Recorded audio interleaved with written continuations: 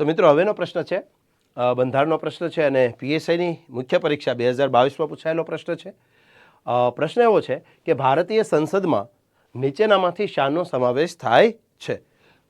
Option A છે રાજ્યસભા અને Lok Sabha, option B છે રાષ્ટ્રપતિ, ઉપરાષ્ટ્રપતિ, રાજ્યસભા અને લોકસભા, ઓપ્શન સી છે રાજ્યસભા, લોકસભા અને રાજ્યોની વિધાનસભા, અને ઓપ્શન ડી છે રાષ્ટ્રપતિ, રાજ્યસભા અને લોકસભા. તો મિત્રો સંસદમાં શાનો શાનો સમાવેશ થાય છે? આ પ્રશ્નનો જવાબ આપણને મળશે બંધારણના આર્ટિકલ નંબર 79માં.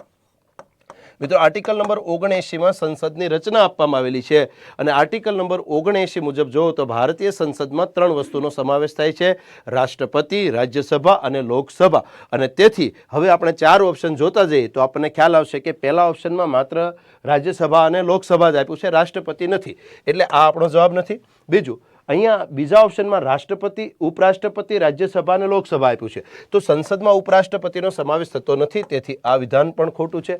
ત્યારબાદ ઓપ્શન ત્રીજો છે રાજ્યસભા, લોકસભા અને રાજ્યોની વિધાનસભા. મિત્રો રાજ્યોની વિધાનસભા એ પણ એક પ્રકારની ધારાસભા છે, પણ સંસદમાં સ્વાભાવિકપણે રાજ્યોની વિધાનસભાનો સમાવેશ થાય નહીં, તેથી આ પણ જવાબ આવતો નથી.